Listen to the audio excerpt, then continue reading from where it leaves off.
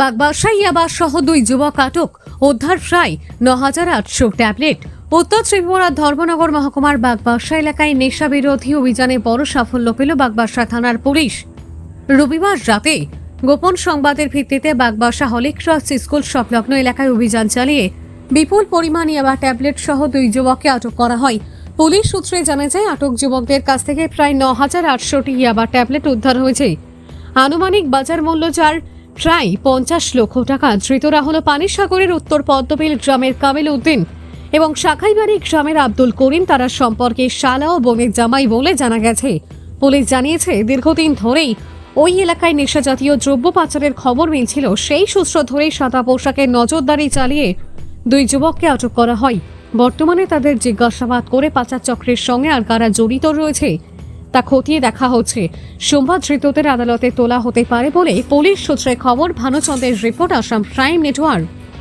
আজকে রাত্রিবেলা আমাদের কাছে একটা গোপন সংবাদ পাই আমরা, যেখানে গোপন সংবাদ বলা হয়েছে যে 2জন লোক একটা ব্যাগ নিয়ে সাসপিসিয়াসলি আমাদের হলিক্রস স্কুলের সামনে দিকে ঘোরাফেরা করছে। তখন আমি আমাদের থানার সাব ইন্সপেক্টর নিকেন্দ্র দেব বর্মা তাকে এবং স্টাফকে ঘটনাসূত্রটা যাচাই করার জন্য পাঠাই।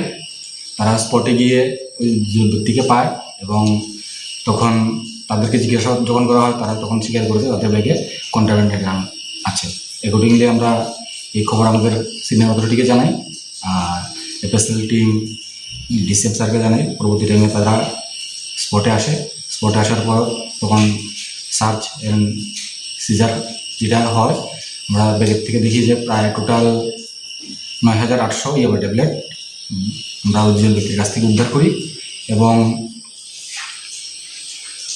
তাদেরকে 2জনকে আমরা আটক করি। তাদের 2জনের মধ্যে একজন হচ্ছে করিম, আব্দুল করিম, বয়স 37, বাবার নাম লেট খালেদ মিয়া।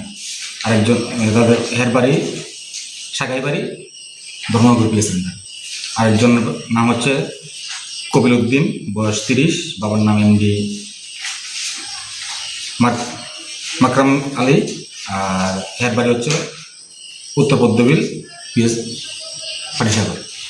কালোবাজার মূল্য কত বছর? আনুমানিক এগুলো তো এমনিতে মার্কেট ভ্যালু নেই, তবু আনুমানিক কালোবাজারের মূল্য প্রায় 50 লক্ষ টাকার মতো হবে। আর এই বিষয় নিয়ে আমরা একটা স্পেসিফিক কেস রেজিস্টার করবো এবং তাদেরকে কালকে আদালতে প্রেরণ করবো।